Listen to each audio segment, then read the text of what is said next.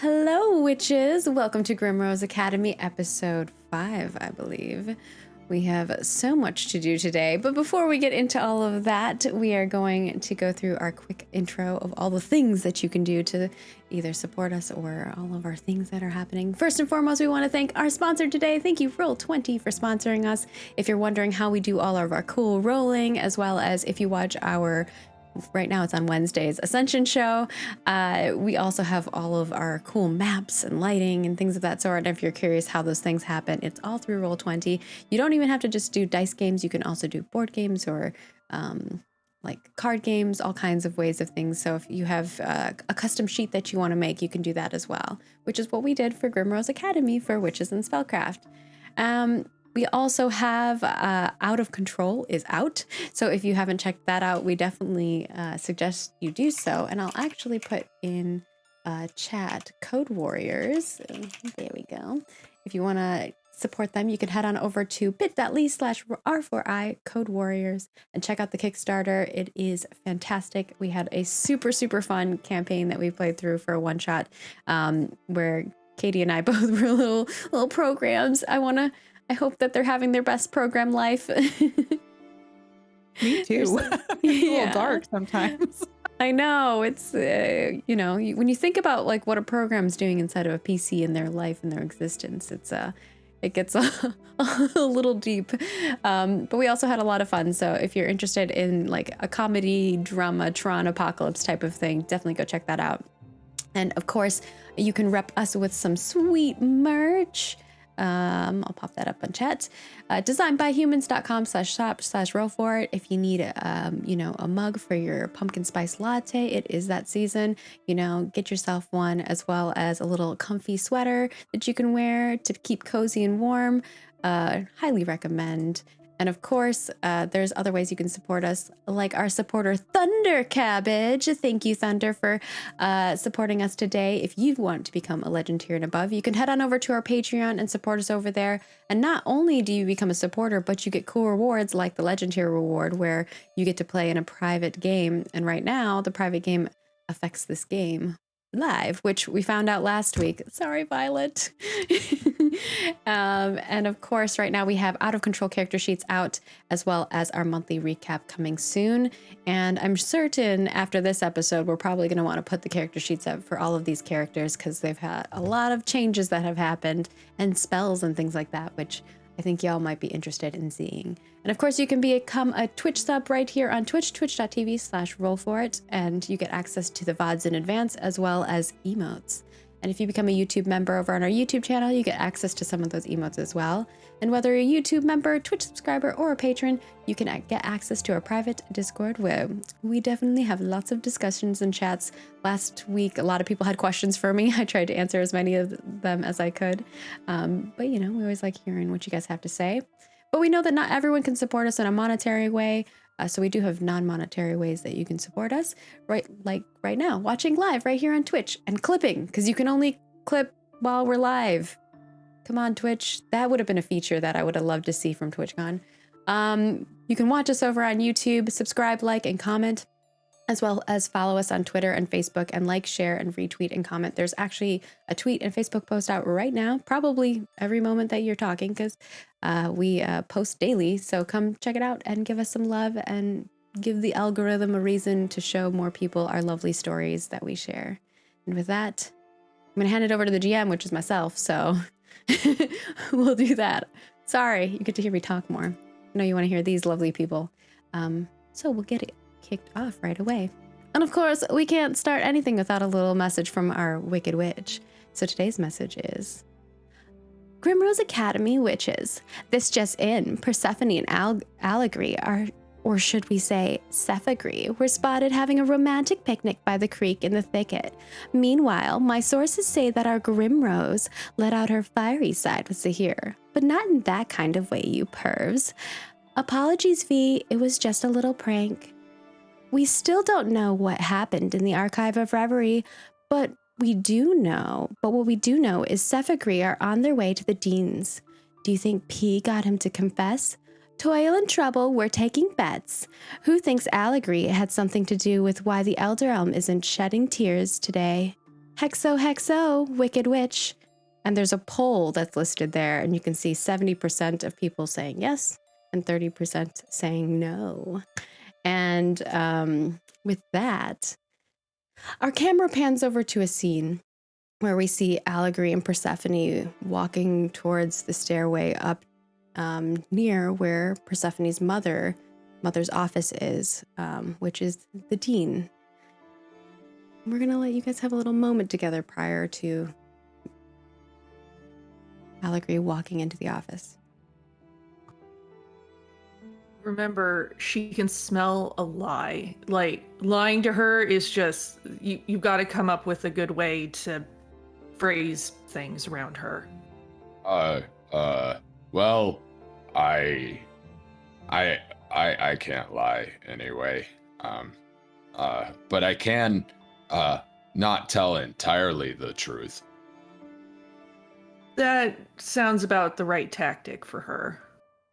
Yeah, cause lying for me has my buds do weird things too sometimes. I get nervous. You got this, okay? Yeah. Thanks for walking with me and remember what I told you in the woods. Yeah. I won't. And you're going to be back to remind me, I'm sure, at some point when you're done dealing with my mother. So, maybe she just wants to thank me for helping my dad. Good luck. Thanks. I'll keep you posted when I'm out of the office. Okay. All right.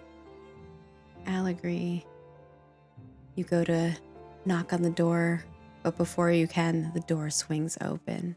But as that door swings open, we see another door swing open, and our camera pans to a vision of Violet standing in front of the doorway with this basket as Persephone, you're walking up the staircase just after having talked to Allegory, and you see in front of your door is Violet holding a basket. What's that? A gift basket. I guess for me. You're back. Yes. Where did you go? Oh, it's a long story and involves my mom, and I don't really feel like recounting it. Are you okay? I think so. And I look down at the basket, and then I look at Persephone, and I look at the basket again. It has like the piangos, I think is what we called them, the peach mangoes in it, and that letter. Is hazing something that happens here a lot? Did something happen? And I tentatively take out the letter and I hand it over to Persephone to read. I guess Zahir and I went to the Grim Tower to find out more about whatever I am, and we got pranked, I guess. But no hard feelings, I guess. How bad was the prank? You seem a little shaky. Well, I thought we were in danger, so I think I did what I felt like I had to do to keep us safe, and it didn't go well.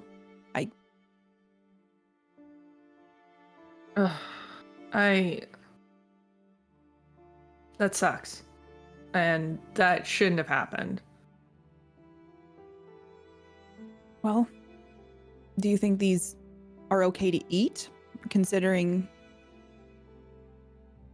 I made lava goo rain from the ceiling? I would like to maybe do a magic about this. seeing as it seems like my wheelhouse to maybe check and see if the fruit is cursed. I would like to come up with a spell to basically check for fruit traps.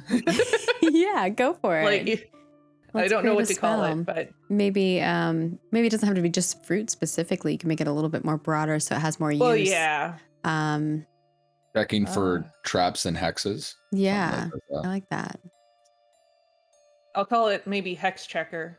Ooh, hex checker. I like it. I was just about to say that hex checker's so amazing. I love it. All right, writing it down. Level 0 because I haven't done this before. That's correct. Let's see. Allows the caster to detect Hexes. hexes on items. On one object one item? or person or entity. Yeah. One object or entity. That way it has like multi-uses. Yeah, one object or entity for a scene. Yeah, that sounds perfect. All right. And if you want to paste that in chat with a little chat bubble, and then we can figure out what it looks like as far as casting goes. I'm curious which rose this would align with, which school of magic.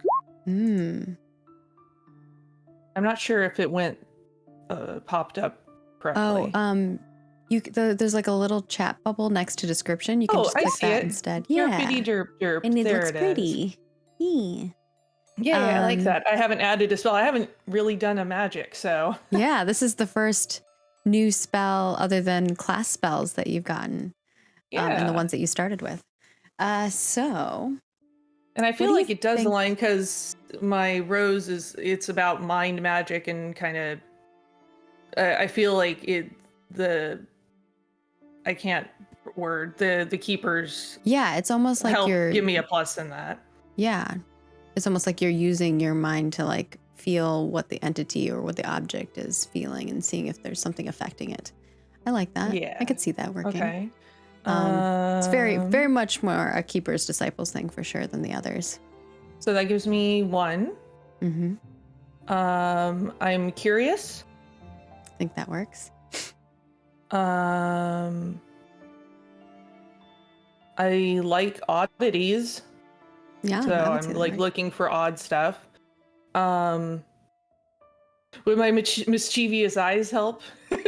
I think they might actually help here, primarily because it is a mischievous thing that you're looking for. Right? So that gives me, yeah, exactly. I think this one time it does. I feel so bad because Tyler constantly wants to use his eyes for stuff. All right, I feel they're going to be useful very soon. Okay. Wait, suspicious.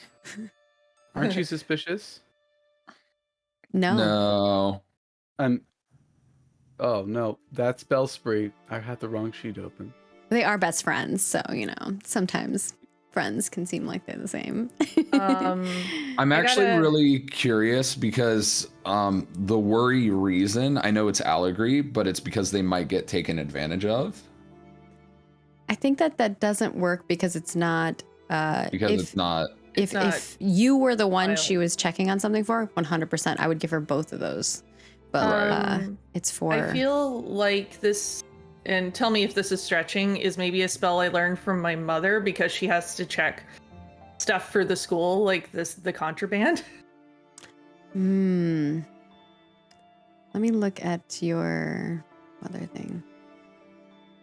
I don't think that would make sense. Okay. Can I suggest that this is coming up with a spell on the fly, right? That's what Persephone's doing right now. Mm-hmm. It's the first time she's doing it. She's got no experience in it. This is kind of chaotic of her, and her book is chaotic. Like, I feel like this one time. Ooh, I would allow that. Well, that is very interesting. Yeah, that's true.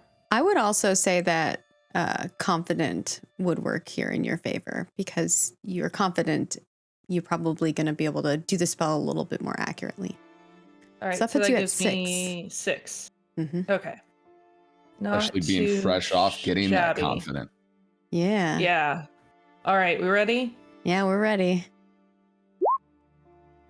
Ooh, kicking it Let's off with a crit. go. Let's go. All right. Had a successful cast there. So describe to us what it looks like as you cast this on the basket. Also,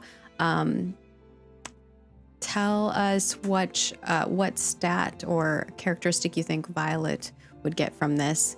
And, obviously Violet has to agree to that, but yeah. Sure. Persephone giving Violet a stat right now is so juicy. Yeah. Oh, yeah. Oh, man. Trying to think what the spell looks like. So I feel like the object, I take one of the pieces of fruit and I kind of draw like a symbol in the air, and it kind of glows and then embeds itself into the object and almost like lights up and embeds the entire object in light.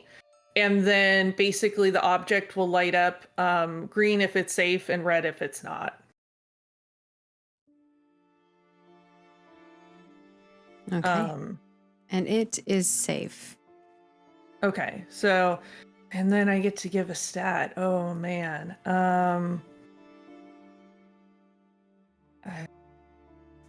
You see the fruit basket is like pulsating with this green light. I'm trying to think of the right word. I almost want to say like discerning, like that, there's definitely that she's more cautious now because we've had this discussion. Even though it came back negative, she'd still be like, the fact we had to check in the first place has made her a little bit more cautious. Ooh, do you think cautious makes sense? I do have discerning eyes, so if cautious is different, then I feel like Violet's a lot more cautious now. Yeah, that makes sense to me. I gotta mind my I think it's different than discerning. I think like the actual, and you've just had this big experience in the tower, so it makes sense that maybe you'd be a little less like gung-ho. If I can suggest, anxious. Ooh. I don't know if I want to go quite that stressful with it unless Violet's open to it. I mean, yeah, if that's something that you're like, I feel like anxious is a good way to describe her. I feel like she's more anxious now than she was prior. Do you think she's more cautious or anxious? Like, yeah, I mean, that's up to you. I'm okay with either of those. I just feel like it has to be something where you're a little bit more reticent to jump in. I think I'm down for anxious purely just because she is anxious because she's nervous about sharing this with Persephone. Ooh, and then she's yeah. suspicious and anxious about, is this fruit bad? What Zahir thinks about Violet. Like all these things, like just anxiety is checking every box right now. So, and I feel like that also plays in with cautiousness because the anxiety is making her more cautious now too. Okay. Yeah, let's go with anxiety then, if that's what you all agree to. I think that makes sense. It applies here. Both would have applied. And with that, we see the two of you kind of looking at the fruit. Is there any other conversation you wanted to have, or is that kind of like a good way to end that scene? I feel like I would take the piece of fruit that I had that I picked up and did the spell on, and I just kind of set it back in the basket and just kind of nod at Violet, and I'm like, they're good, and then just kind of walk past her into the room. I feel like I probably noticed you do the check on it. I'm going to look down at the basket and then just correct me if I'm wrong. Is it a little bit dismissive when you walk by to go into the room? It's more distracted. Okay. I think Violet sees you walk past and is feeling very vulnerable at the moment, and that I actually chose to share it. I'll walk in after you, and you can tell that I'm visibly agitated and just moving around and pacing. I just dump the piangos into the trash and just sit on my bed and stare out the window. I don't know that Persephone's gonna do anything about that in that moment. She's not really she's already done her bit to make sure that you're safe, but is not really in a headspace for trying to comfort somebody she's still not sure about. Yep, and I guess Violet's just gonna sit there in her anxiousness and loneliness and just kind of process what happened. And my mind probably drifts off to if Zahir's angry at me for shooting fire out of my hands. But yeah. All right. And with that, we're going to pan back to the door as it swings open. Allegory, you go to touch it, but the door opens and you see the dean, Agatha Jenkins, sitting at her desk, looking over at you. Again, her room is very immaculate. It looks like there's trinkets and things of the sort, but they are almost placed too perfectly, not functionally.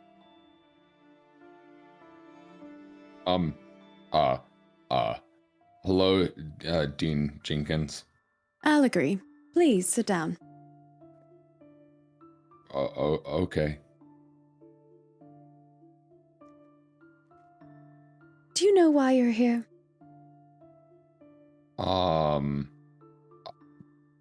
Does it have to do with the tree?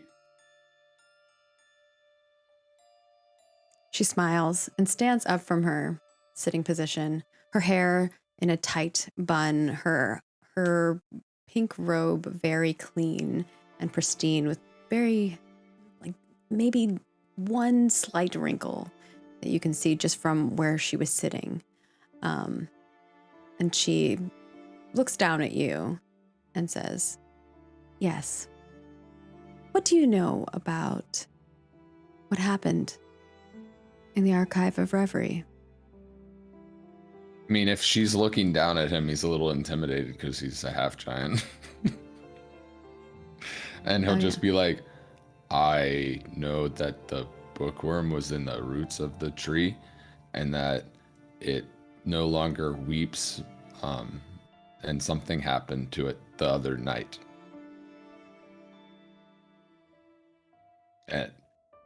But if you want to know more, I think you need to be more specific with your question.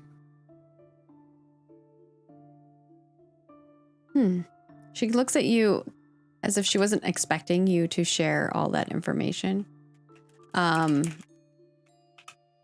she says, were you out past curfew specifically to go to the roots of knowledge? I didn't know that's where we were going, but I was out past curfew.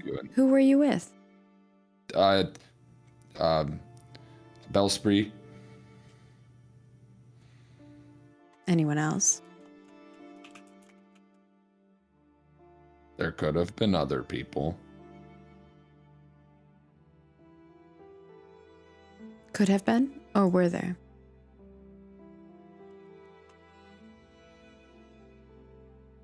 I'm sure other people were sneaking out past curfew, ma'am. Were other people sneaking out past curfew with you?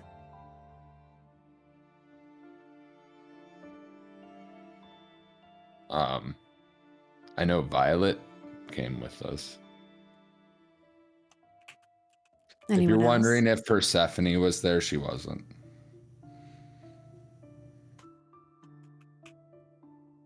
Okay. Anyone else?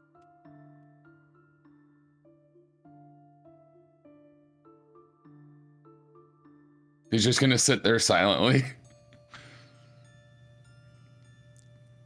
Why were you casting Web of Ivy and Hinge and Chilling Mist? I didn't want to be seen in the hallway. I don't recall casting Web of Ivy. Did I cast that? I know I cast in Hinge. Our records show that you did. Oh, well, that could have been somebody else. I don't think I casted that. Anyway, I casted in Hinge because we're not supposed to sneak out past curfew, ma'am. And I'm large, and that's the only way I think I can kind of hide. So you said that Bellspree and Violet were with you, and that you didn't know where you were headed, that you didn't know you were going to the Roots of Knowledge. Where did you think you were going? To the library. To do what? To talk to the bookworm. About?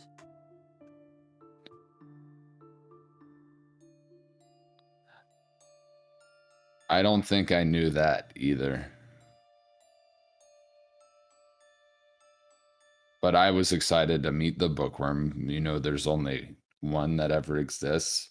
And they know all of the stories that they were told previously. And it's kind of cool because when I told them the story, they wrote it down. And now I'm like forever in history and the roots of knowledge.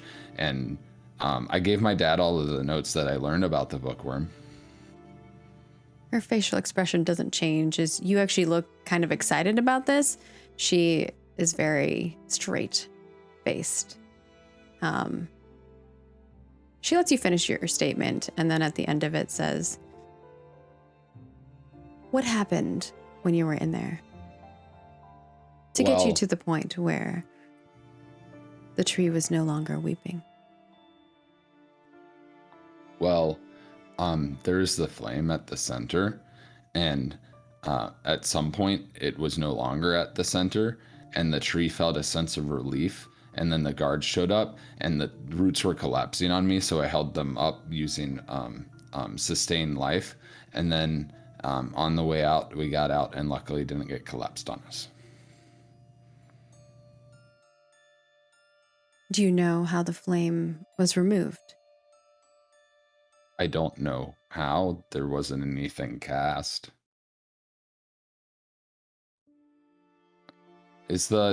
What is the flame? If somebody perhaps has it, are they in danger? It seemed like it was what was making the tree sad. Also, why were there guards at there? What aren't you telling me? I don't think that you should worry about those things. I'll agree.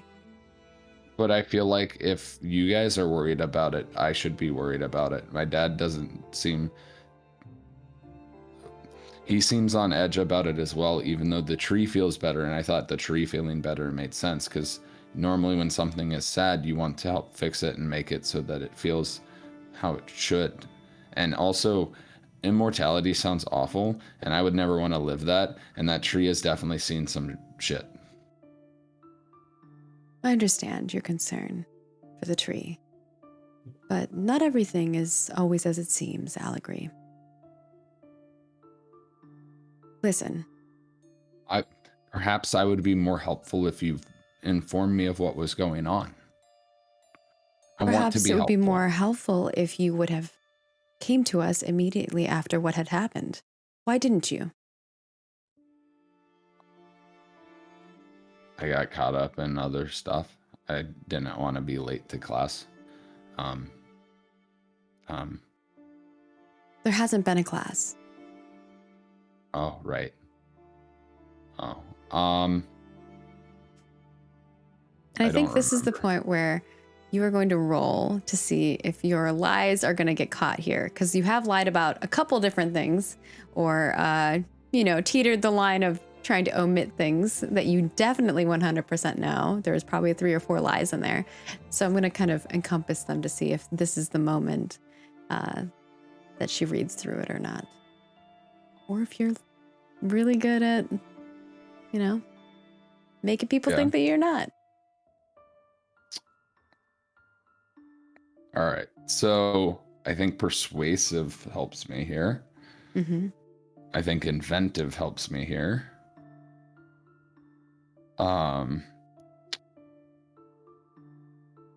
Can I argue caring because I'm trying to protect my friends? Yes.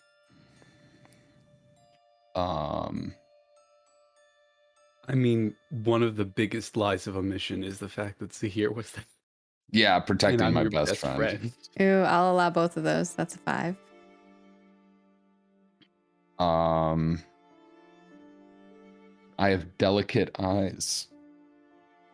They're used for persuasive. Yeah. I could see that. It could make you seem less like you would lie. Yeah. Anything else you think that would be good for you there?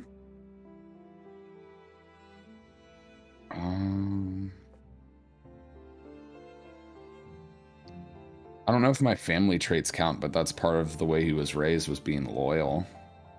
I'll allow that. So you're at 7.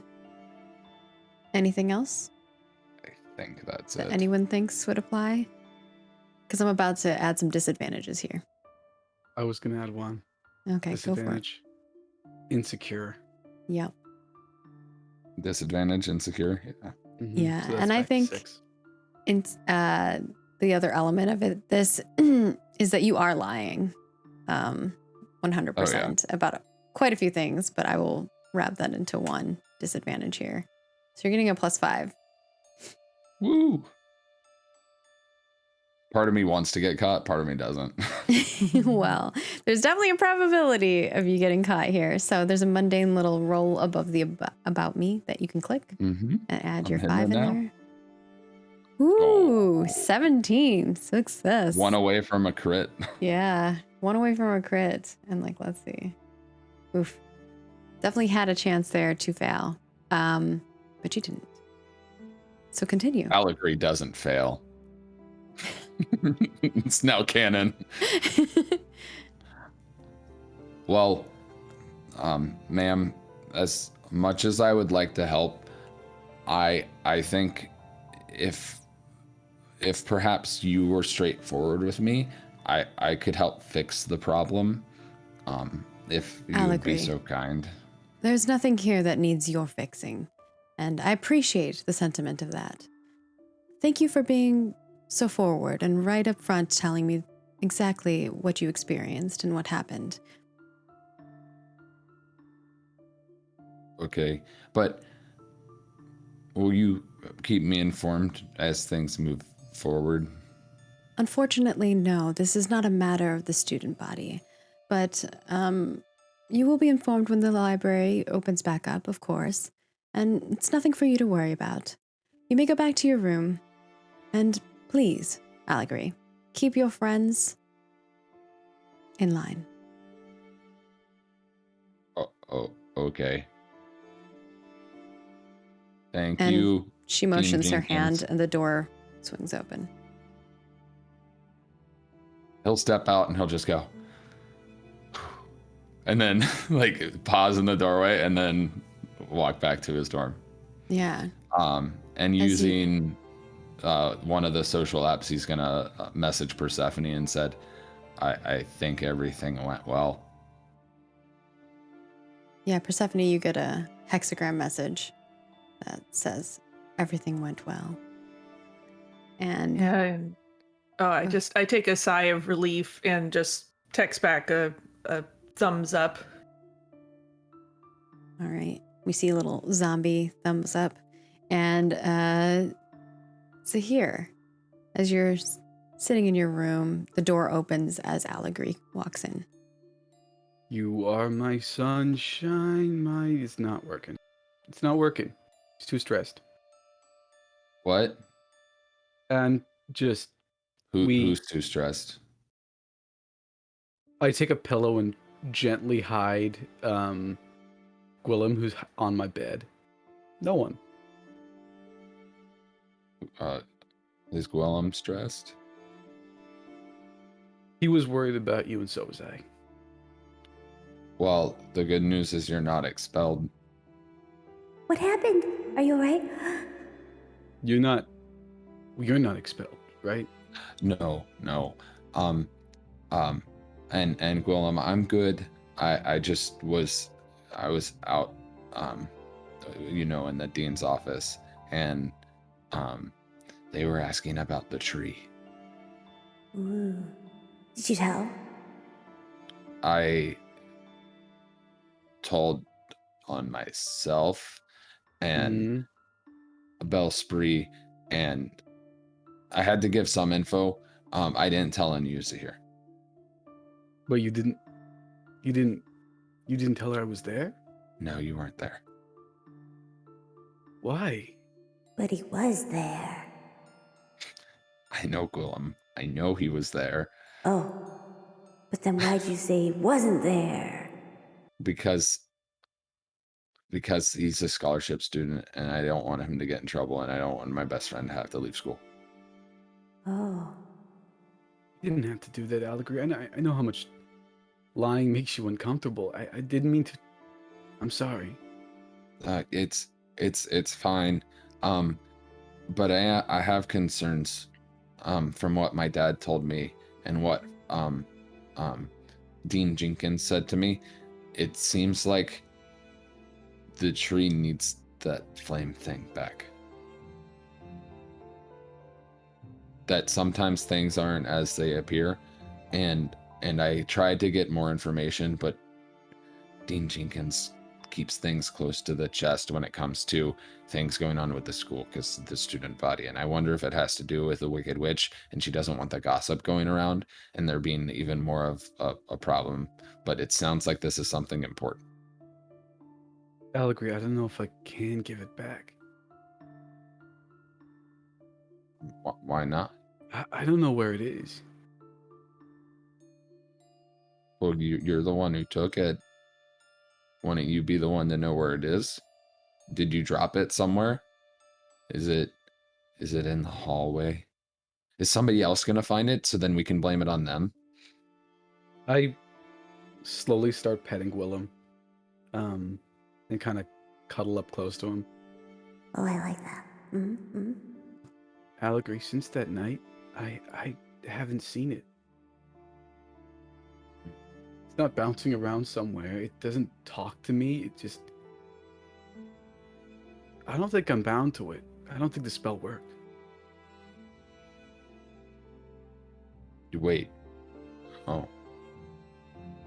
What? I think I just freed it. I think it's just gone now.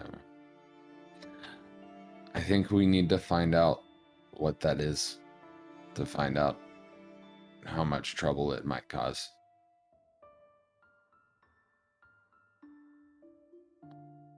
The tree feels happy though. It's content. It's not sad anymore. And that's what matters, right? I mean, as long Well, as the tree is happy. I don't know. Sometimes sadness has to be felt to hear. In the No. conversation I had with my dad about my mom's passing, sometimes you have to let go and let emotions flow. That tree was sad for years, decades, longer than both of us have been alive. Yeah, At some point, sadness has to end and you have to be free.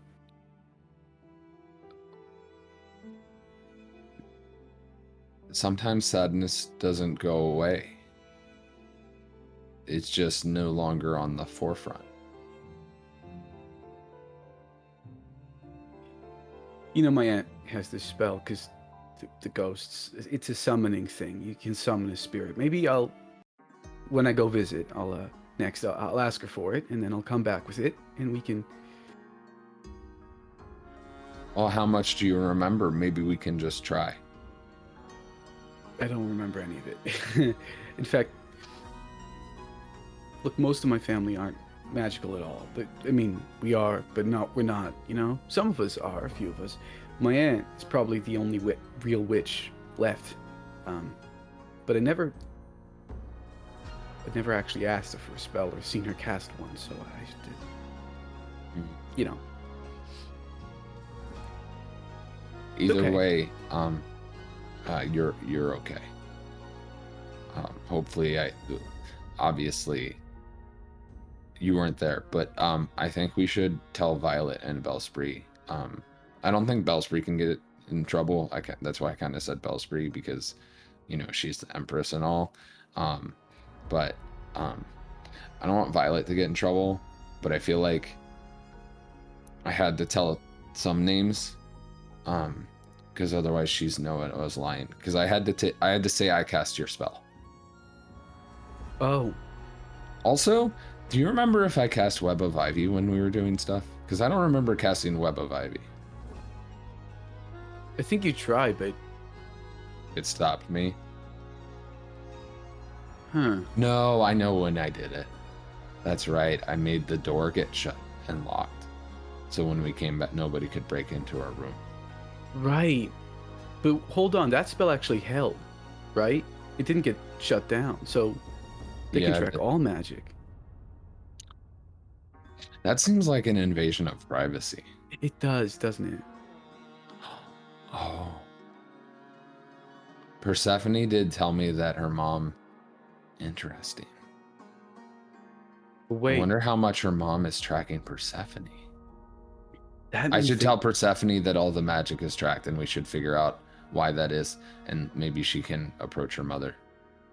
I'll agree. If they know about the tracking, they know about the failed binding spell with the She flame. didn't mention a binding spell. No, she didn't, did she? No. She asked me what happened to the flame. I said it was there and then it was gone.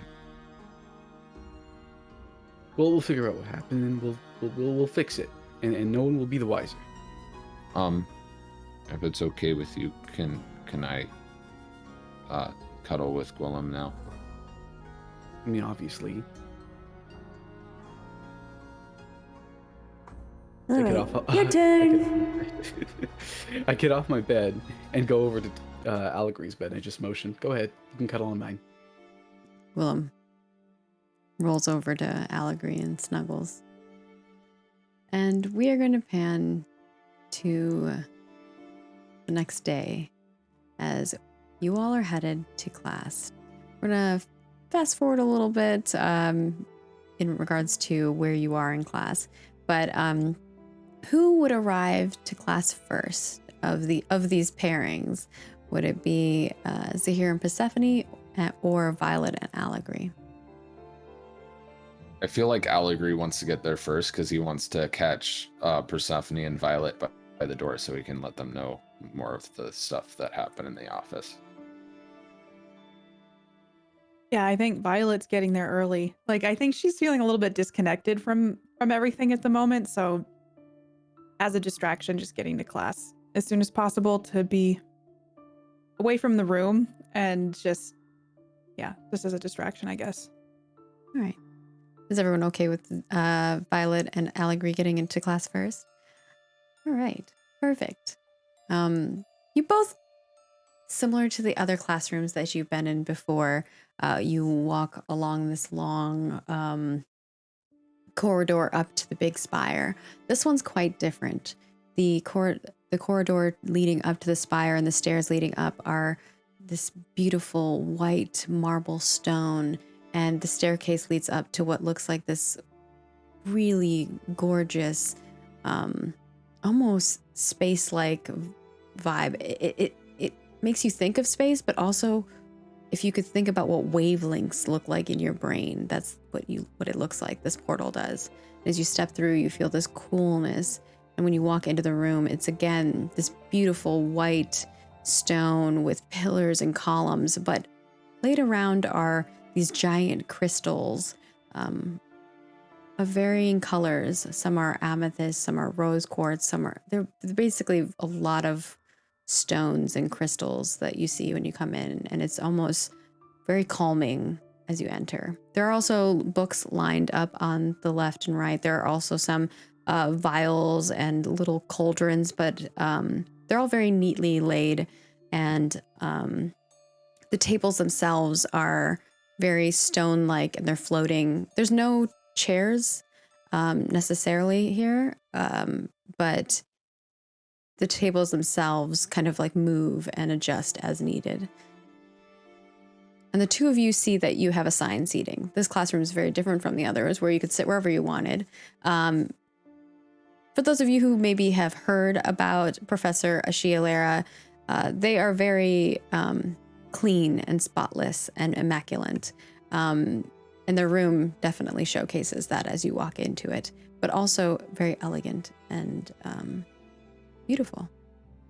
The two of you see that as you're walking in, you're going up to your table, and there are your names on these little plaques, written in gold calligraphy. Where's my seat? It's Violet and Allegre's names So we're right next to each other. Yeah. Okay, then I'm just gonna go scan the room, see where the seat for me is, and I'm just gonna sit and just start getting myself prepared for class without really interacting with too much at the moment.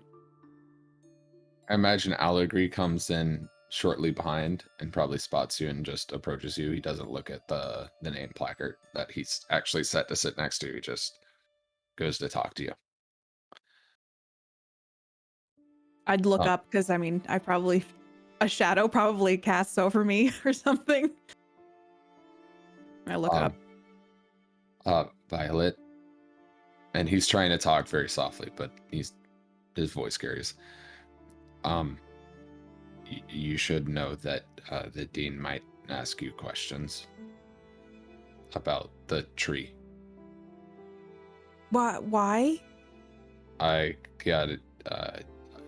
I got asked lots of questions, and I had to tell some names so that I could cover up for other names. And I'm really sorry.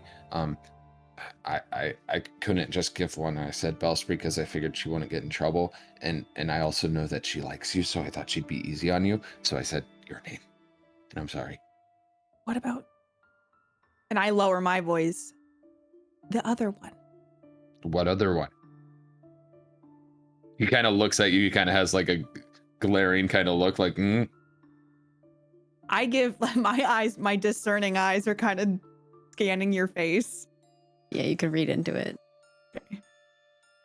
So you told the dean about everyone else, but... And I just kind of gesture my head like, you know who I'm talking about.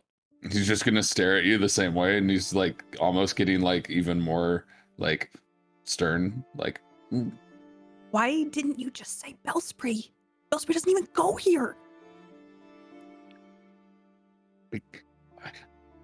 Well, if I just said Bellspree, it wouldn't be enough. Is it because... And I'm just like trying to keep it together. No, I don't want you to get in trouble. That's why I'm trying to tell you now, but I wanted to warn you. Oh my God. One wasn't enough. There were 3 spells cast, even though I cast 2 of them. What was the other one?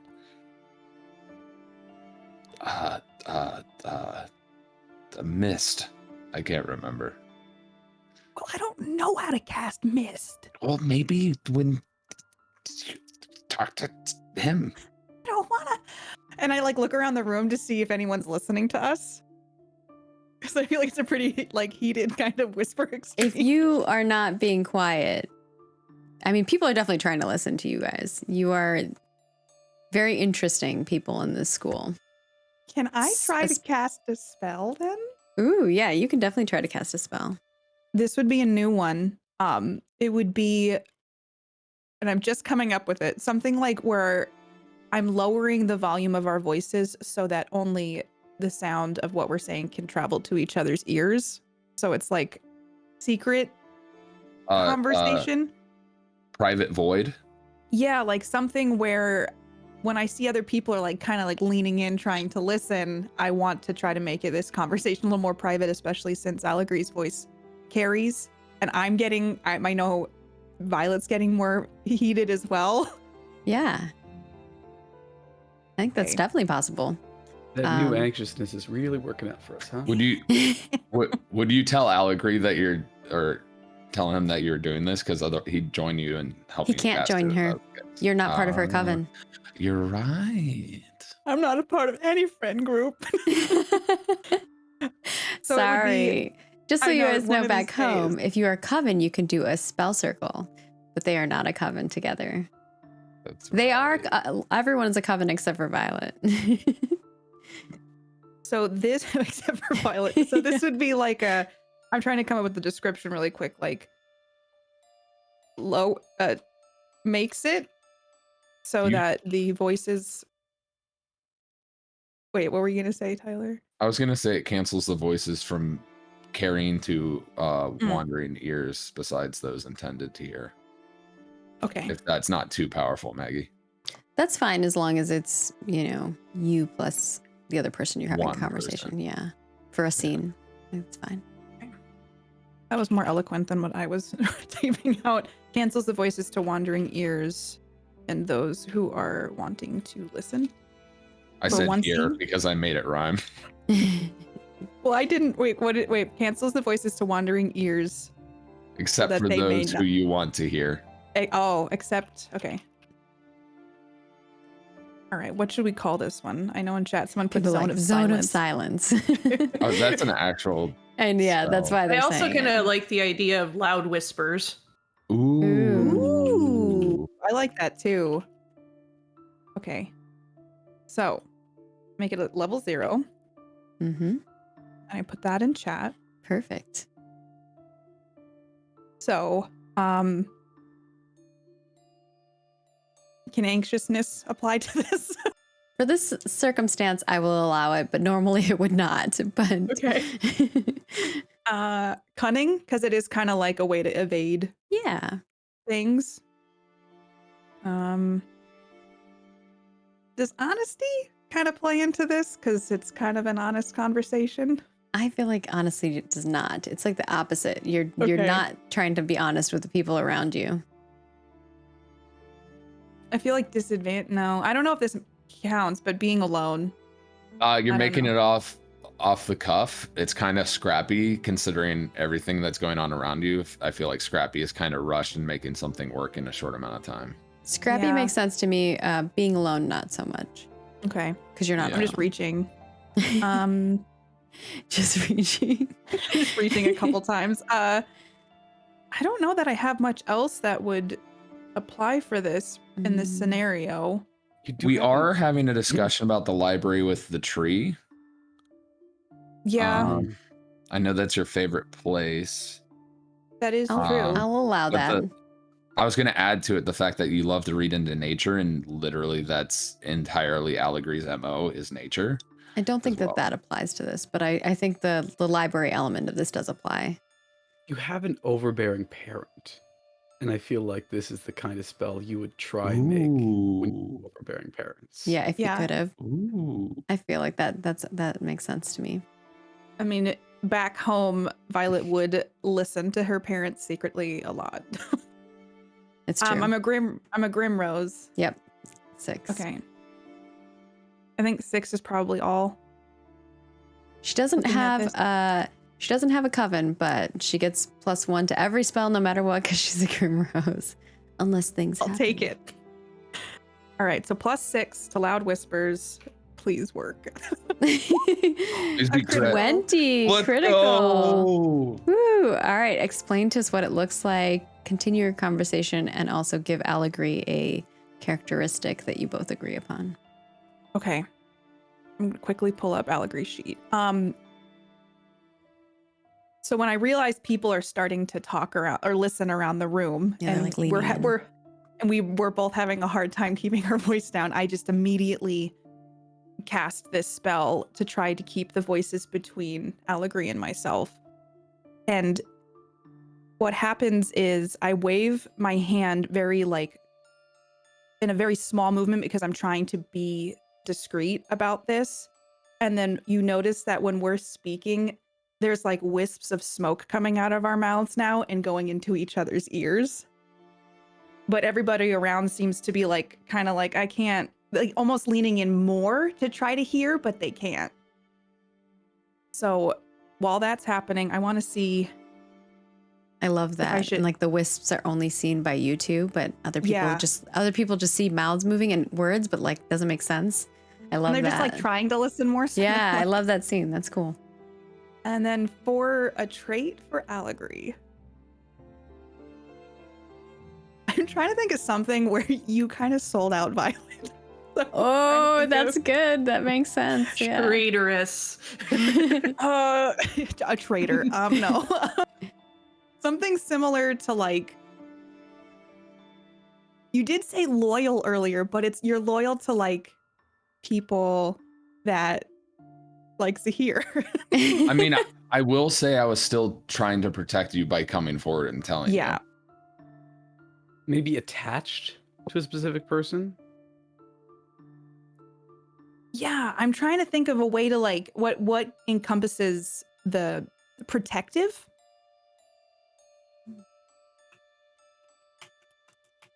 I mean, protective works for me. It's just whether you can also mess with likes and hates, for the record.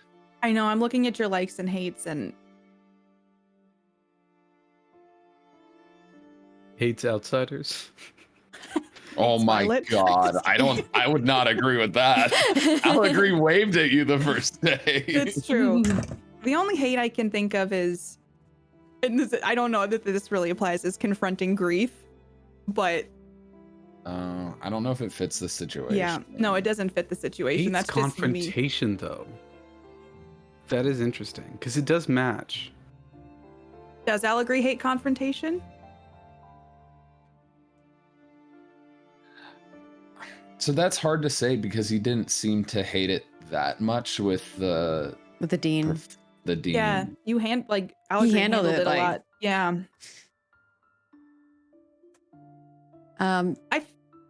Maybe because along the lines of protective, maybe like watchful or safeguarding or shielding. Ooh. Ooh, I kinda like those are all shielding. good. If you like that, Tyler. Would that be personality? I Yeah. feel like it would be. I like that. I actually like that. You have the option to replace one of them with shielding or add shielding. Yeah, Katie does. Yeah.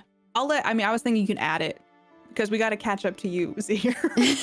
Personality traits. Okay. For instance, replacing makes sense if someone is uncaring, right? And you're like, you're now caring. You wouldn't have uncaring and caring. It would make sense. So those are the times when you probably want to replace something. But if you're adding another element to them, that's that encompasses them, then that's okay.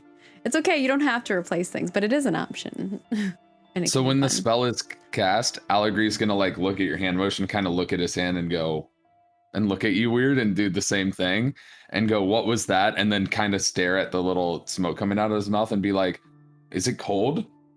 What is happening? No, I made it so no one could overhear us. Oh, that's useful. Yeah, I panicked and thought it worked. Oh, important thing for you to know. The dean seems to know when all magic is cast. Just fair warning. So she might know this was cast, but I don't know for sure. But she knew all of the spells that I cast that night, even the ones that didn't work and those that did work. Anyway, I'm sorry. I didn't want to get you in trouble. I felt like I had to tell people. And what were you wanting to say? Well, I'm gonna have to talk to her anyway. So if she thinks I cast this, it's not gonna matter because she already thinks I'm a ragamuffin, apparently, because you told her. I don't think she thinks you're a ragamuffin. She Whatever that knows is. like all spells. Well, I'm not sure. She just kind of knew which spells I cast that night, even though I kind of forgot I cast one, and then I remembered. But she knew what Zahir cast when it was stopped and unallowed. Oh, by the way, I didn't know we were going to the tree other than I knew I would, like, I just said we met the bookworm and then the flame was taken. What did you not tell her? Just that Zahir wasn't there? What's it? Zahir's my best friend, and I don't want him to get in trouble because he's on scholarship. I get that. I mean, well, did Zahir tell you about the Grim Tower? What about the Grim Tower? Well, Zahir might get in trouble anyway if she knows about all the magic. And it's probably my fault. Oh. Anyway, I can help. What happened? I got so caught up in telling him what was going on with me, I forgot to listen. It's fine. It seems like we all have a lot going on, and I'm gonna reach into my bag and pull out the folded note that I got that had the meow. What was it? Hex meow on it. Yeah. Because I showed Persephone, but I wanted to show Zahir or pass it to Zahir in class today. I'm gonna hand it over to Allegory. We went up there and trying to figure out things, and apparently a prank, but we both ended up casting there, so that's not good. Does it say what the plants were in the note at all? I can't remember. The note, I think, just said, sorry for the prank, right? Let me see if it did say. I know Maggie sent me the actual note, so Yeah, I have the actual note. I think the plant. Did it say the plant? Okay. It didn't say the plant on it. Okay. No. It said, "Hi, Violet. Welcome to the Academy. We hope you have lots of fun here and the little prank didn't upset you. Really amazing the Grimrose is here. Did you know that the tree in the Archive of Reverie was here before they made the Grimrose Academy? There are also a number of stories of ghosts in the Grim Tower. We used some for reference, or as reference. I know you like books. Here are the ones I found the information in if you're interested. Hex meow, hex meow." And there's a basket with her favorite fruits, which is like, how do they know that? And also, it had a book in it, or a couple books in it, about the ghosts in the Grim Tower. I imagine you want to know about the fruit because it's not said in the letter. But it'll say, Correct. I knew the tree was here longer as well. My dad told me. Well, we messed with it. Yeah, and I'm worried that Zahir. We need to find the flame thing again. I think we need to revert the tree back because of something my dad said, that sometimes sometimes things aren't as they seem, and that the tree needs to stay alive, I guess. Because it's dying now because it's just a normal tree.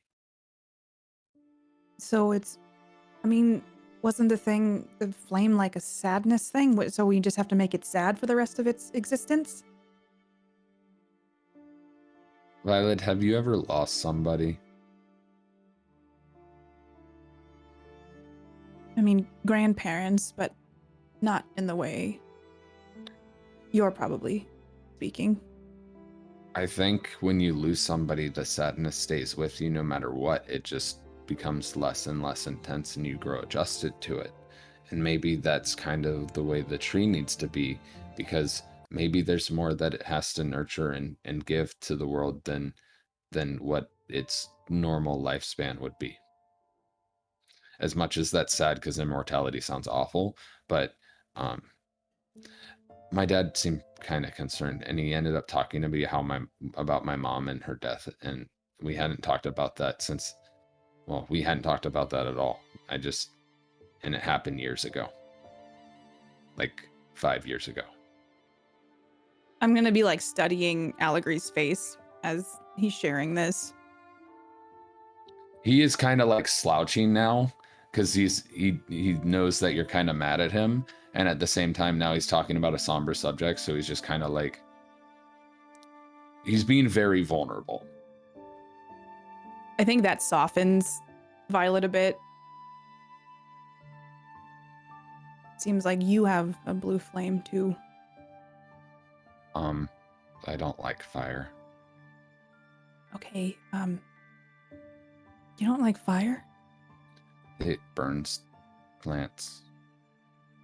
And I think back to the Grim Tower and just like my eyes are like, oh, thank goodness Zahir didn't share what Actually, I think happened. that's a perfect segue to, as you're thinking about that moment, Zahir and Persephone walk in, and you are actually both we're gonna whoop into a flashback of as Violet's thinking about this. We flash back to the scene where Violet and Zahir, you're standing like in front of Violet, you're putting your hands up in the air, and there's this water coming down over this flame of like molten plant goo that's happening. And Violet, you're kind of like behind him, and he's just like protecting you in this moment. And as the flames kind of this molten stuff get hit by the water, you start seeing these steamy splash, and now the two of you are kind of like enveloped in this space with steam all around you. You okay? Yes, And I linger on Zahir's eyes because I feel like we both probably have a little bit of wildness in them from the spells that we just cast. And I'm just in this moment where the rain had come down and the steam rising and just feeling like electricity kind of in the air. Are you Hold on. okay? You got something. And I brush some hair out of your forehead. I think at that moment, like, Violet melts a little bit inside. I'm Yeah. sorry I pushed you. Don't worry about it. Yeah, I get it. You're being protective. When you do that?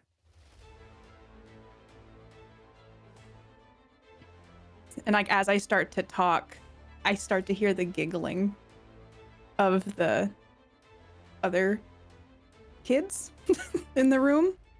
Yeah, you And hear my footprints running away, and there's one of them is giggling. One of them is saying something to the other one, but unless you're gonna purposely try to listen and not talk to each other, you might not hear exactly what they're saying. I start to hear that, but I'm not breaking eye contact with Zahir, and it's a long story. And you can see I'm starting to get a little distracted because I'm hearing laughter, which doesn't seem appropriate for what's just occurred. Tell it to me sometime.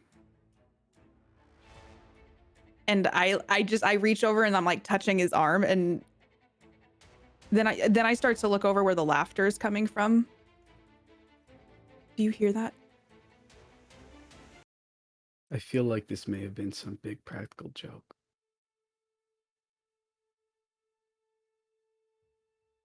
Violet's face falls and looks around at what's like the plant lava essentially and the steam, and like, what does the room look like now? Yeah, it's a dark room. Your little bee bumble wisps are kind of bumbling about around. That's the only light source that's in here. The illusion of those ghosts are gone, and the room is very dark. And you just hear like the sizzling of what was the flames on these lumps of plants. You can see like the vines on top of the ceiling. They go to something, but they're kind of cut off now, and they're a little burnt to the crisp. The big bulbs of plant, there are 4 of them, 2 at the top and 2 on the sides, are just kind of shriveled and burnt. And it's just the 2 of you standing at the top of this landing in the darkness with steam around you.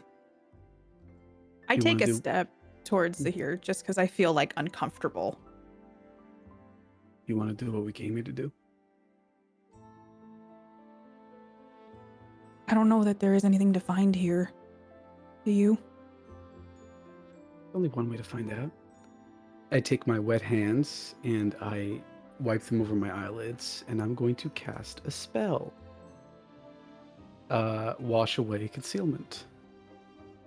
I would Which is a say level. that because we're just doing a flashback here, we won't go into any further of the scene. I just kind of want to have the flashback of your guys' moment. We're not gonna discover fair. stuff in the Grimrose Tower because it's getting late. We flash back, Violet, as you're coming to in the moment. You see Zahir coming through the doorway, and the 2 of you meet eyes, and you both have this moment where you're thinking back to the moment that you had in the Grim Tower. Persephone and Zahir, we'll pan over to the 2 of you as you're conversing on your way to your desk. You do notice that the 2 of you are seated next to each other in regards to the nameplates in calligraphy.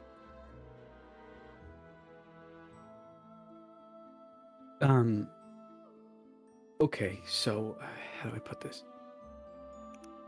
We think your mom can see any spell cast after dark, no matter if it's in the hallways or in the rooms. Well, that's bad news for me, but I have to imagine that would be a lot to keep track of at a school, even after dark. She knew about 3 spells that were cast the night of everything, the night you were gone to do what you were doing.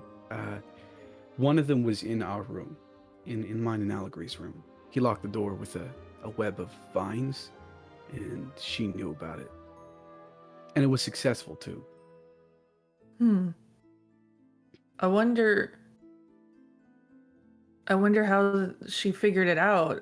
She's never mentioned anything like this to me before, but you know how much my mom ever mentions to me about anything.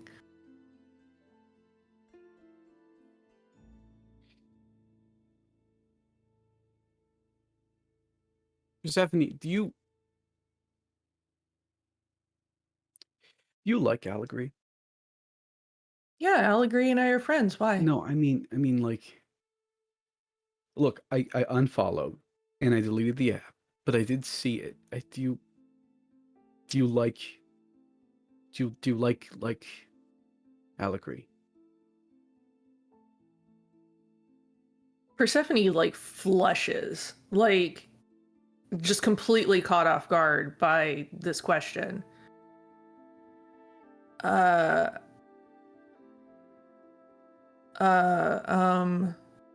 What? Why? You know, it's all just stuff that she likes to write about us. You know, the Wicked Witch is just. Does it matter? He's my best friend. And I would do anything for him. And I don't know my own feelings, okay?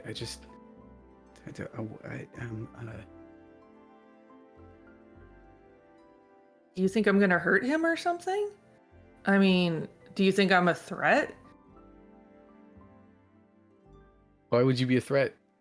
I don't know. Why are you asking me these questions based on drivel you saw on an app that you deleted?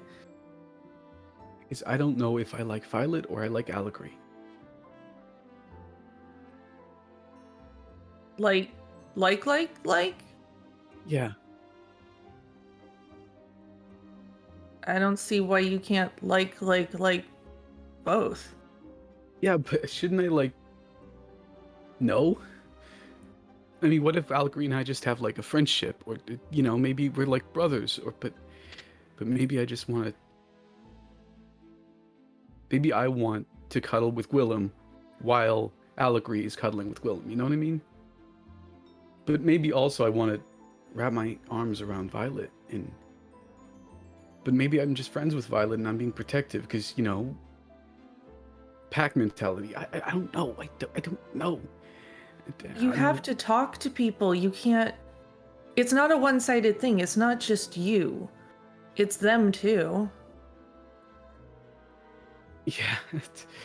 Violet's the Grimrose, okay? She would not be interested in this. I mean, I don't know much about Violet in general, and we got off to a bad start, and I don't know if that's ever going to not be a thing, but if you like her, then talk to her. If you like Allegory, and talk to him, and if you like both, then talk to both of them. How'd you get to There's be so already smart? enough rumors and hearsay and gossip going around this damn school. Like, if you're feeling something and then it... How'd you get to be so smart, huh?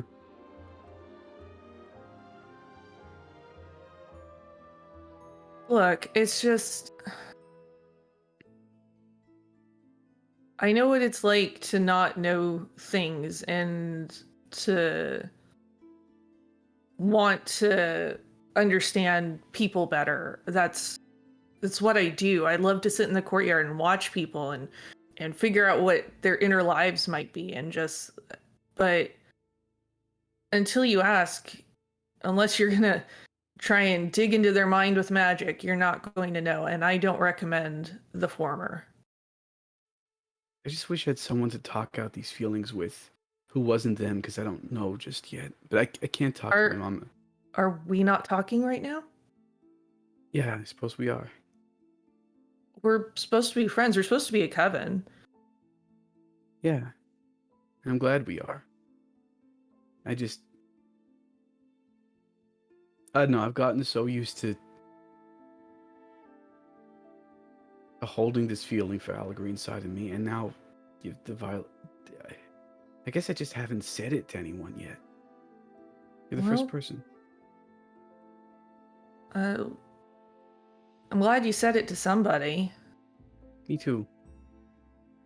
but you got to talk to them, and like I said, you won't know until you're honest with yourself and you're honest with them. What about you? Is there anyone you like? I don't know, and there's so much pressure on me with who my mother is and everybody paying attention to me at this school. To like, everything I do is under a microscope. Like you said, maybe my mother can track spells, so what privacy do I have? And why would I want to bring anybody else into that lack of privacy? That seems unfair. Can I suggest something? It's gonna seem pretty wild, but Hey, look, so here, I think I know you well enough by now to know that most things you tell me are going to be pretty wild at this point. your mom's pretty much always been famous. She's probably been in the same position as you. Maybe you should ask her about it. My mom and I don't talk. I try. She's withholding at best. I talked to my mom, but ever since my dad's died, she kind of skips over the conversation. Yeah. My mom has this sense that she's protecting me from the world, and I guess she didn't realize it's also protecting me from her. And I think with that sentence, class is beginning. You see in the front of the classroom the pedestal that's at the front. It has it kind of raises from the ground, like an opening from the ground, and it's this crystal pedestal. It's made out of some kind of pink crystal with little vines of white and gold within them. And you can see on top of the pedestal is a hat. And the hat kind of twirls into the air, and at the front of the classroom appears in a sparkling, beautiful gown. It's a big pink gown. And atop their head is this big white hat. And their long hair is very, very white and goes almost down to their feet. You can see your professor, Professor Ashia Lara. She teaches your mind mending class and is part of the Keeper's Disciples, which is very much your healing, mind magic, things of that sort. And she looks out to the rest of the class and says, Good evening, witches. It is so exciting to have you all in my class today. What wonderful faces we have. And it appears that we have some new ones. and she kind of lingers her gaze at Violet and Zahir as well. And Continues. And today we are going to be learning something a little bit more calmer. I've heard some of the things that you've been learning from the other classes, and, well, I think that we need something that brings us all a bit of joy, don't you think? Now, partner up. Oh, I already partnered you up. Your partner that's next to you at your desks will be the one you will be doing this spell with. How this works is you're going to take one of these crystals. And she points to the crystals that are on the side of the room. They're these giant purple amethyst crystals, and then there's smaller ones on tables in front of it that look like you could, go up and take one. You will take the amethyst crystal in your hand and hold it there, close to your heart. You're going to want to keep your breath calm. So if you find yourself with your heart racing, you may have to take a few deep breaths or meditate or something of that sort to calm your heart. Once your heart is calm, you will hold the crystal up to it and repeat in a soft tone, This stone represents my calm heart. This stone represents my calm heart. And once you feel that your heartbeat and the crystal are one, then you will be complete. The next person you hand the stone to should feel a sense of calmness wash over them. This is very, very helpful in certain circumstances, and many times you will find that things in your environment can combine with your heart and soul and mind, and create quite wonderful spells that will be very helpful to those around you. Now begin. And she kind of points. So one of you will need to grab a crystal, and the other will be handed the crystal. So choose who you want to go get the crystal, and then who will be on the receiving side of that. I'll go get a crystal. I'll grab a crystal as well. Yeah, Allegory was going to just say, isn't Professor Lara so great? I'd be like, oh, Allegory's distracted. I'll be like, yeah, and I'll just go over and grab the crystal. But I have full intentions of making Allegory cast it after I bring the crystal back to the table. All right. Do you go get your crystal as well, Persephone? Mm-hmm. Yep. All right. You come back to the table with your crystals, and now we are going to cast a spell. So I'm going to paste the spell name in chat. That way you guys can grab it. This spell is called Tranquil Stone. You can add it to your spell books, and this is the description of it that you can add to your spell book. See if it'll let me. Once you've added it, it will start off at a level 0, but if you cast it successfully the first time in the classroom, you will immediately jump up to level 1. And only one person gets to cast it, right? Yes, but your characteristics together will be combined in this spell for the caster. I would come back to the table and put the amethyst in between us. I think, do you want to do it? I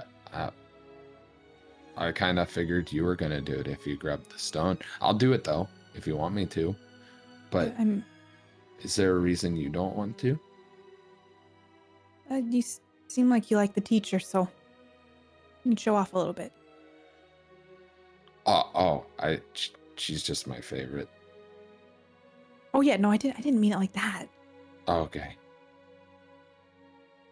Yeah. Plus, this seems like your element. It'd be cool to see how it works. Oh, okay. He's kind of like looking at you, questioning, like, it's my element? What? Yeah, it's you Well, are not a keeper's disciple at all. Well, like the nature stuff, like I'm leaning into like it's a rock. So yeah, it's no. like it makes nature. sense why you would think that, but he's like, no. It's funny. All right, whoever is going to cast it, let's begin. And this will be your combined characteristics because you're kind of doing this together as part of the class assignment. So what? You want to cast this, or should I? What'd you say? Sorry, I was going to ask Persephone, do you want to cast this or should I? I got this. I think you're the one who needs the calming more than me, my friend. I wasn't going to say it, but yeah. Nice. We'll start with Violet and Allegory, and then we'll head over to Zahir and Persephone and see how the casting goes. So, what do you think will give you benefits here, Allegory? And Violet, add any additions you think as well. Caring personality. I'll agree with that. My favorite professor. Mm-hmm.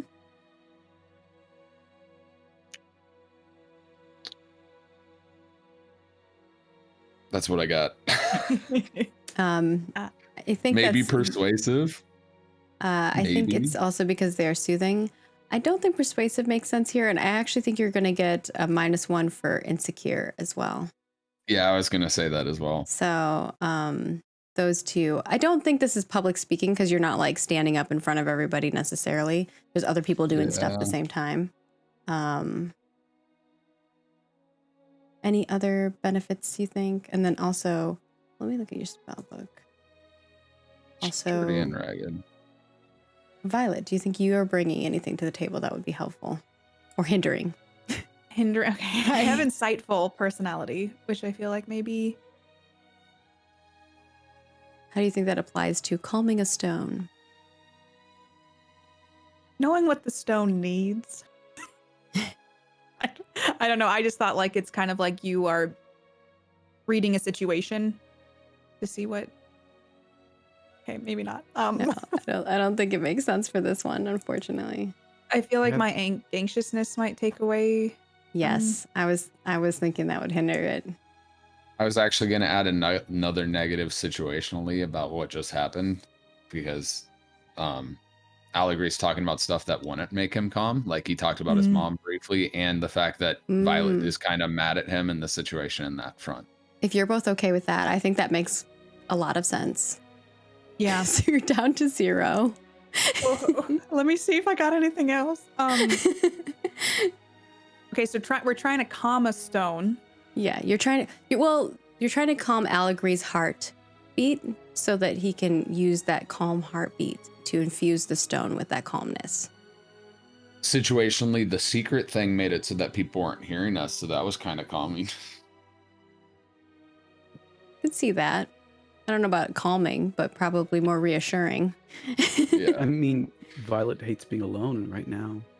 This is really intimate, close. I could maybe let that slide. I like honesty, and I feel like Allegri, even though it was information I didn't want to hear, Allegri was honest with me. Oh, 100%. I think that makes sense for the situation for that, but it might not make sense for calming his heart and fusing Right. a crystal, right? I'm a But I agree with the Grimrose. statement. What? I'm a Grimrose. You are that help? Grimrose. That will give you bonus. So you got 2. Okay. Where are you getting the 3rd from? Werewolf. We were down to 0, and then we said hates being alone and the situational bonus because Whisper Spell, and then Grimrose. Oh, I was saying that the whispering was more reassuring to them than calming, but Right. if you all think that that would be super calming, we could I'm add at- that. I like it at 2, because I think situationally, the whole situation, even the reason why we had to cast that, would affect his heart more than the fact that nobody else can hear it. Oh, Yeah. okay. You think anything else? I'm looking at Violet's stuff. Yeah, versus My your spell, favorite yeah. teacher, so it doesn't apply here. You don't have any bonds with Allegri yet. I like Um, reading in nature, and we have that in common, and it's a rock. Yeah, you I did swear. say nature. I'll allow I that. know. That I makes just, sense. I'm trying here. I'll allow that. So 3. It's a Oh, +3. This is a okay. high probability of potential failure. We haven't had many of those. Y'all have been really got this. successful. Told you, Partial Allegri success, doesn't fail. 10. Mark a success for both of you, and don't mark a success. Level it up It's to level 1. 1. You both have level 1. We'll go over to what that looks like for you in a moment. We're going to see what it looks like for Zahir and Persephone. I believe Persephone is the caster for this one. Yes. So what do you think is going to help you here? That I'm part of the Keeper's disciples. 100%. Yep. Curious Yeah. about this new spell. Confident. Yeah. Let's see. I admire Zahir, and Yeah. I want him to be well. I think you get the admire Um, part, but you don't get the second aspect of that because Sure, it's, yeah, it's home just- life stuff. Yeah. Yeah. Confidence? I already got She that added one. confidence. Yeah. Um, It's all good. I mean, the only other thing I could think, and I think it's sort of borderline, would be that I like oddities, and it's like, a crystal and playing with, something weird and new. I'll allow it. It's a 5. So 5. Okay. And well, first we have to see if Zahir is going to hinder Yeah. or add anything. I don't see any hindering things for you. This is very much a Keeper's Disciple thing, so it makes sense that you'd be good at this. Zahir, do you think you have anything that would give benefits or negativities to this? I like helping others. And before you do so, I would like Yeah. you to adjust a couple stats for me. couple, of Override course. 2 of them with the Mhm. following: distressed and melancholy. If that's okay with you. Yay. Of course, and this is personality, not likes or hates. I would say that if it's gonna be one of the others, it would be a likes. I like melancholy. But these feel very personality. These feel based. personality, Yeah. yeah. I feel like the distress wipes out my depth a little bit. Okay. Distressed, right? Distressed. And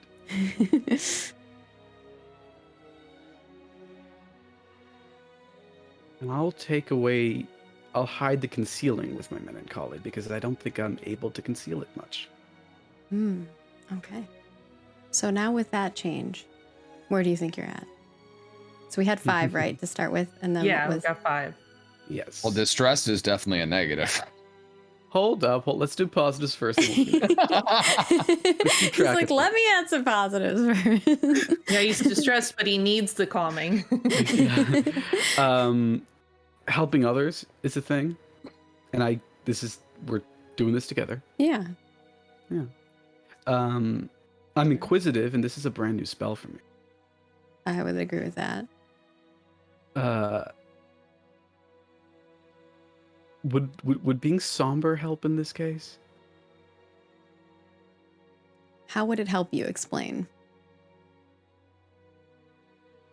I feel like Zahir right now is flitting between distress and somberness, like almost a sort of sad calm to high stress. So, like, in a way, this is just setting back me to somber instead of being distressed. I don't know if that would help with calming the crystal.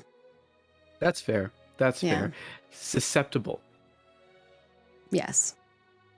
Mm-hmm. Okay. Archaeology, it's a rock. I would agree with that. Isn't it geology? Would it be archaeology? Yeah. Archaeology could Geology's a apply. rock. Yeah. It's my favorite professor is mix. Ashia because she Yep. involves people in a class in a fun way, and this is Yeah. fun. Mm-hmm. So 2 more. I Yep. didn't realize we had You're the at same 11. favorite teacher.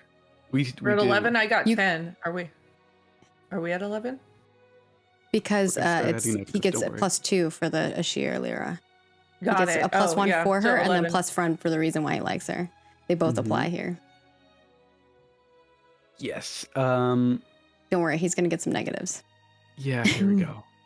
Are we ready? I hate losing control. I want control over myself, and this spell's going to take control away from me. Mm-hmm. So that's a -1. Mm-hmm. I am distressed. So Yeah. that's down to 9 now. Mm-hmm. And I'm Us. also... I was gonna say somber. I was going to say melancholic. Yeah, I think Because I melancholy. feel... So that's down to 8. I think that's it. That makes sense to me. Does that make sense to everyone else? All right, go for the roll. Let's see how it does. Alrighty. 18 critical. Zahir. You can either change a characteristic of Zahir, except for the 3 that have like parentheses next to them. Those are off limits right now because of things he did and chose to do. But the others you're welcome to change, or you can add 2. And Let's see. He's already got all the personality he can eat. So, I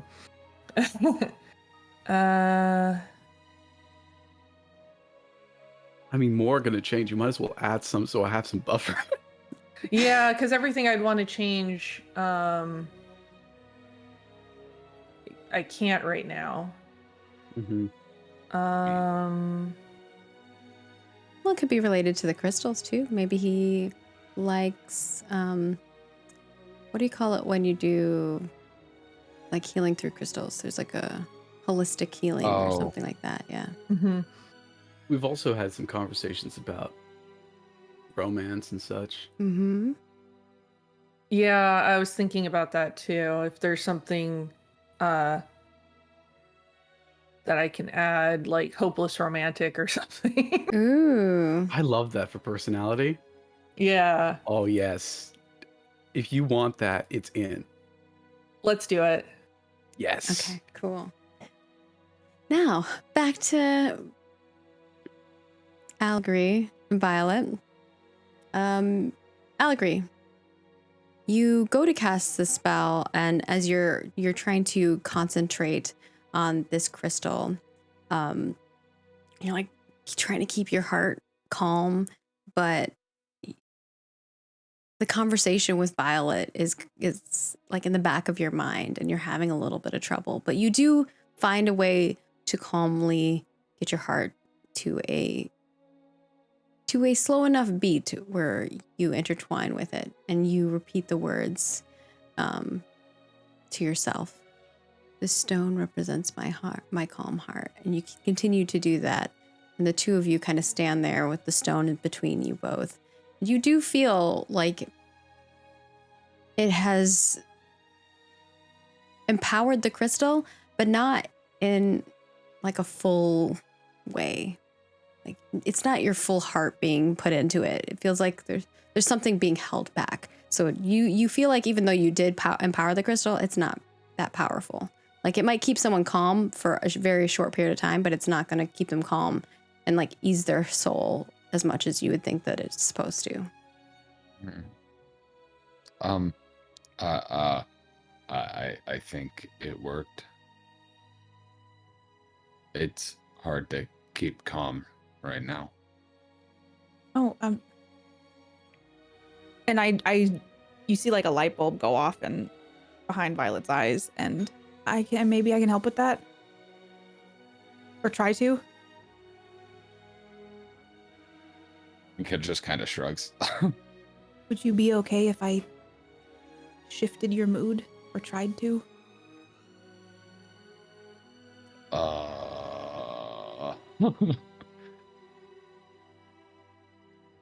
It doesn't have to be anything like drastic. I could just maybe try to make you feel more calm. They'll just kind of keep staring at you and like questioning, like, do you want to change me? No, I could cast it on myself. I could try to be more calm, and I could try. Do you think the professor would be upset like we were cheating? Isn't I don't- magic just magic at the end of the day? But I think the point was, I don't want to cheat. She's my favorite professor, and I don't want to get in trouble.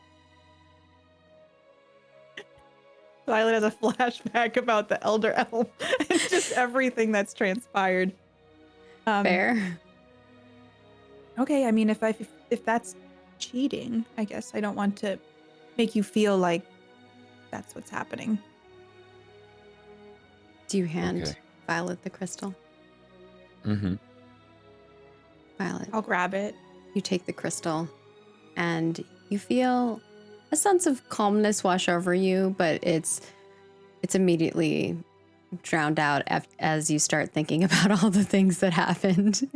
It eased your soul for a very short moment, but there's just so much going on, and the two of you just had a extremely deep conversation about like 12 different things. Your mind is kind of going everywhere. Meanwhile, on the other side of the classroom, a little towards the back, we see Zahir and Persephone as Persephone casts the spell wonderfully. Tell us what it looks like as you do this.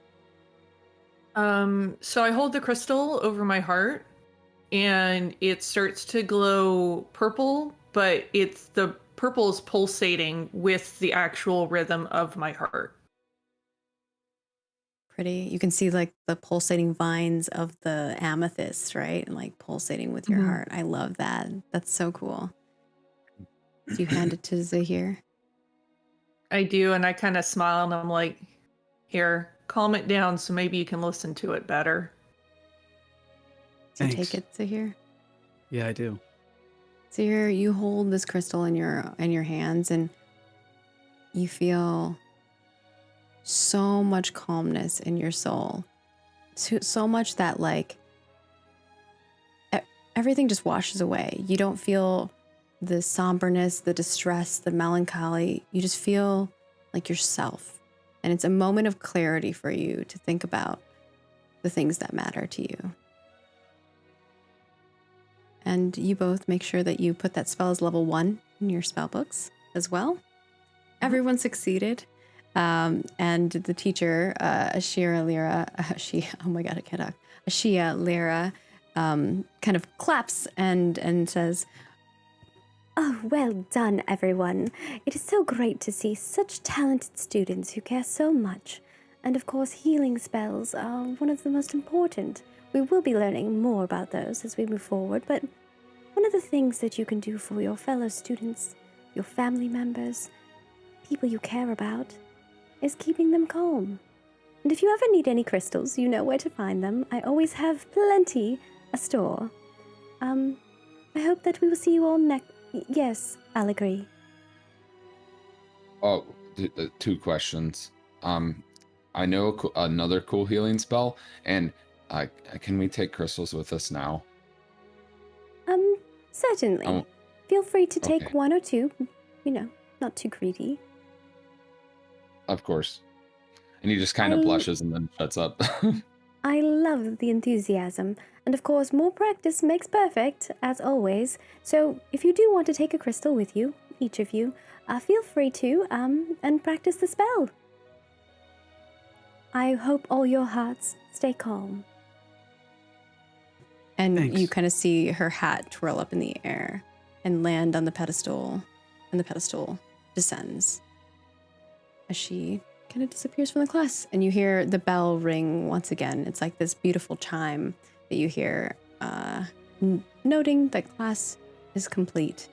And the 4 of you, as you kind of leave the classroom, are you leaving the classroom together, or maybe a couple of you leaving alone? What's the vibe? Let's leave together. Let's do that. Mm-hmm. Get all 4 of us. I like Okay. that. Persephone and Zahir, you kind of start walking out of the room, and Allegri joins with Violet in tow. And for once, Violet, you're not left alone. It's not a matter of, you're not coming with.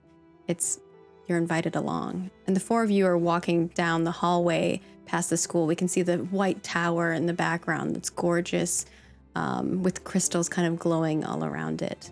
And the 4 of you are walking together.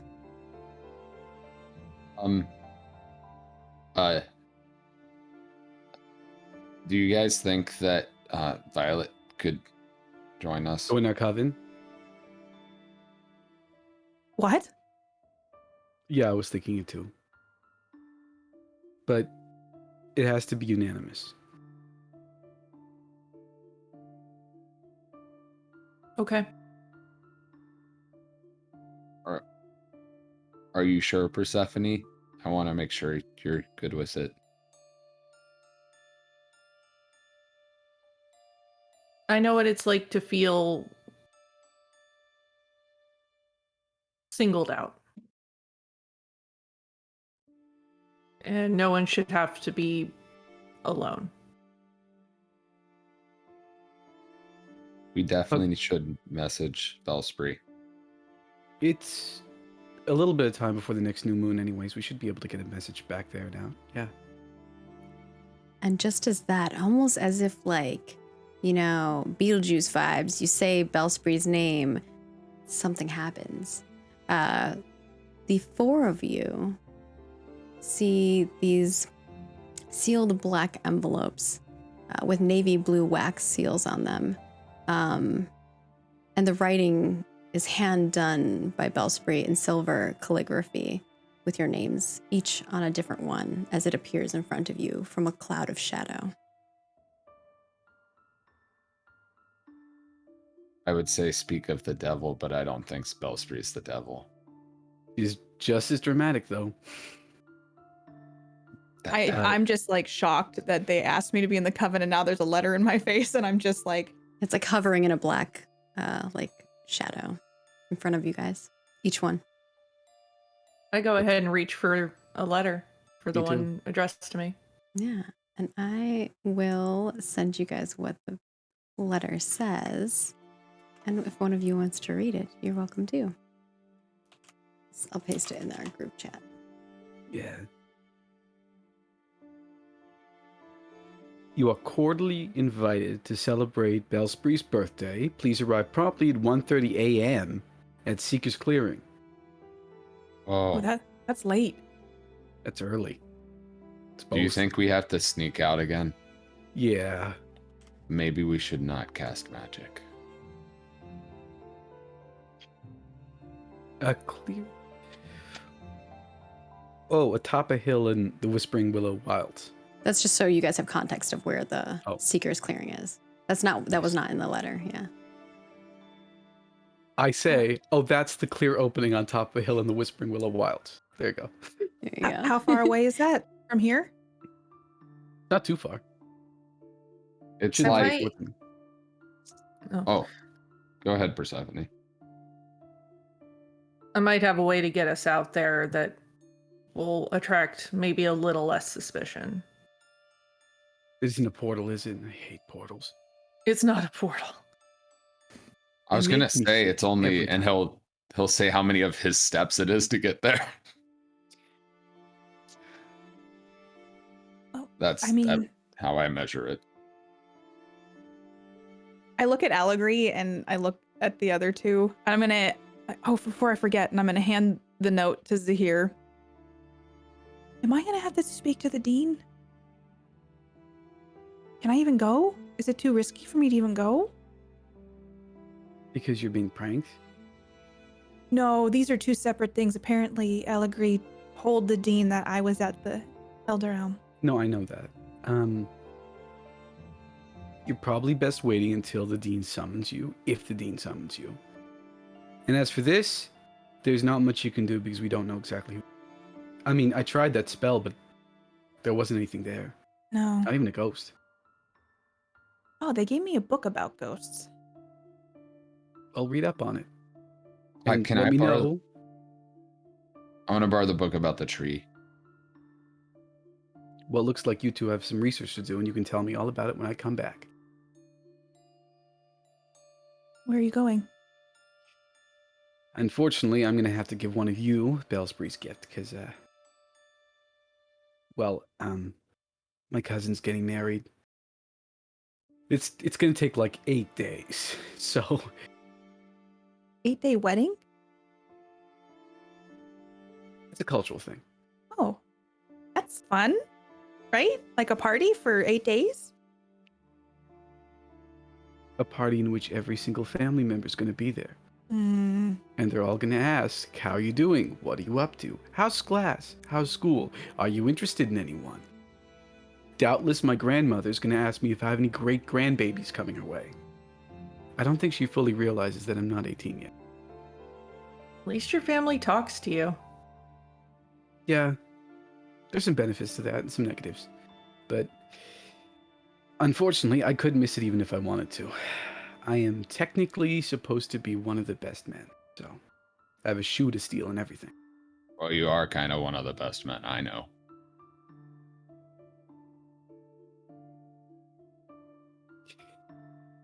I gotta go pack. You all, you... Persephone gives a really pointed look at Zahir and kind of smirks a little. Do I notice this? I mean, you're all there. It's pretty obvious. Unless Yeah, someone's I'd be hiding like, it. wow, okay. If someone wants to But- hide something, we could definitely roll for that. But if you're being open about it, then yeah, you all see it. I do it, but it's not necessarily like, oh my god, wink, wink, eyebrows raised. It just looks like Like- I'm amused at the situation more than it is like, hey, buddy. The difference here is that Violet is also very insightful. So she might pick up on those subtleties. Versus maybe Allegory might not notice, right? Yeah. Probably not. I'm gonna... Right. You should... I'll leave my gift for Bellspree on the bed and a note and everything. Yeah, I best get packing. I've got to catch a carriage in like 3 hours. Oh, Okay. and don't. If you need anything, let me know. I can send a letter. Okay. Violet. I'm sorry for getting you in trouble. It's not. I made a choice. It's no one's fault. Allegory's like, maybe a little of mine. Well, worst case scenario, I get kicked out. Which will be the second school. I don't think you'll get kicked out. If I'd cat... I don't know what happened to that flame thing. I don't. But if I find out, I'll let you all know. In the meantime, just be cool. Okay, I really should go. And I rush off. All right. And as Zahir rushes off and the three of you kind of stand there with the thought of potentially inviting Violet to your coven after discussing this with Bellspree, and thinking about the birthday party that Bellspree has planned, we end today's episode. And with that, thank you so much for joining us. We will go around and let you kind of see what other folks are up to, because these folks are not only talented here on Grimrose Academy, but they also do amazing things on their own channels and other places and other spaces. So I want to give them an opportunity to let you know where you can find them at. Until, of course, you tune back in next Saturday for our next episode, which, if you didn't pick up on, Bellspree will be returning. Yes, and you are all invited to her birthday party. Kicking things off with Zahir, who's heading out, will not be joining us for the birthday party. Where can people find you at, and what are you up to when you are not trying to figure out who you like?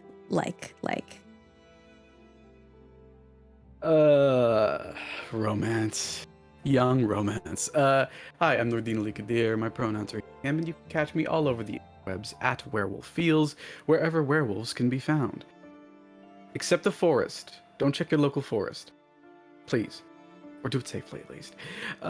Where can you find me next in terms of playing games? I'm on Renegade this Wednesday night. Very late at night, if you're Eastern. Playing a game of Hunt of the Reckoning. It's the second in this two-shot. So be sure to tune in and catch the first episode on their YouTube channel. I'm also on a podcast, The Atomless, which is found wherever podcasts are found. Just Google The Atomless, and we're probably going to be the second thing that shows up. I also write games and play games. If you check out Ananti's Tapestry of Lives, which is currently on Kickstarter, I will be writing for that. But that's all for now. And I will not be here next Saturday. Please tune in and support my friends. And then tune in the Saturday after when I'm back. Yeah. And of course, we have Persephone played by Strange Like That. Where can people find you at when you are not, calming, your friend's heart and trying to help them talk to other people about their feelings? Oh, so many feels. If you're having feels and want to find me in the magical and or mundane world, you can find me everywhere as @StrangeLikeThat. Twitter, Instagram, Facebook, my website, TikTok, write it on a mirror 3 times, all that good stuff. But you can also find me over at 12-Sided Stories. We do a podcast that's fully produced with music and sound effects, and I'm wrapping up the next season of Unquiet Blood, which is a game of Vampire 5e that I'm running, and that should be launching really soon. Ooh, fun. And of course, we have Violet, played by Katie Play. Where can people find you at when you are not feeling less alone, maybe? Hopefully. I played the anxious Violet from Rosia for you today. I'm Katie Peters Plays. You can catch me on Twitch at Katie Peters Plays. Doing lots of horror this month, if you couldn't tell from my background. Also, I have 2 podcasts, Quantum Drive and Katie Hasn't Seen That. Yeah, and this month I'm just getting up to some spooky things over on Twitch, and you can follow me on Twitter at PlayKatiePlay. Fantastic. And last but not least, we have Allegory played by Apocalypto12. Where can people find you at when you are not getting your other friends in trouble? Your new friends in trouble. Your new coven mate potentially in trouble. Well, the rest of today and tomorrow, you can find me in San Diego at TwitchCon. If you're in that area, I'll be around. Outside of that, you can find me over on my podcast called Go My Favorite Sports Team, where I get Mark in trouble for not knowing about sports. And then, yeah, those are the main places. But maybe you'll find me in the Roots of Knowledge searching up for new episodes. If the Roots of Knowledge still exist. And of course, I'm Margaret Crone. You can find me at Margaret Crone in all of the places. I do lots of things on the internet for tabletop. If you want to find those things, definitely follow me. I have a bunch of shows coming up that will not just be here on Roll For It. So tune in for those. And of course, I am here on Wednesdays as well for Ascension, if you want to check that out. With that, we want to give a shout out to our supporters. We've got Thunder Cabbage, thank you for supporting us. And our lovely sponsors, Roll20, thank you for sponsoring us. If you liked the sparkliness of our rolls, that is through Roll20, which is really exciting. And of course, if you want to become a supporter, you can head on over to our Patreon, where not only do you support us and, paying our lovely cast members, but you also get some cool rewards in return, like playing a private GM'd session that could potentially affect our game, or, monthly recaps, or our out of control character sheets that are out, and eventually an after show in MP3, which is out for Ascension now. But this one we're going to go record for our cast here. And I'm sure this one's going to have a lot of juicy stuff in it. Or you can become a Twitch sub right here on Twitch, which gives you access to the VODs in advance, as well as emotes. A YouTube member over on our YouTube channel, which also gives you access to some of those emotes. And whether you're a YouTube member, Twitch subscriber, or a patron, you get access to all of our Discord private chats, which is super exciting, where we get to chat about all the different things on all of our shows. But we know not everyone can support us in a monetary way, so take care of you and yours first. But there are a lot of free ways to support us, like watching here live, clipping, make clips. Clips are super helpful. You may see your clip on social as well if you do so. And of course, you can watch us on YouTube, subscribe, like, and comment over there. Or if you're watching there, thank you. We appreciate that. And of course, you can follow us on Twitter and Facebook and like, share, retweet, and comment on all of those things. And with that, we are going to be wrapping up and recording an after show of our own. And we will see you next week with another episode of Grimrose Academy. Hexo, hexo.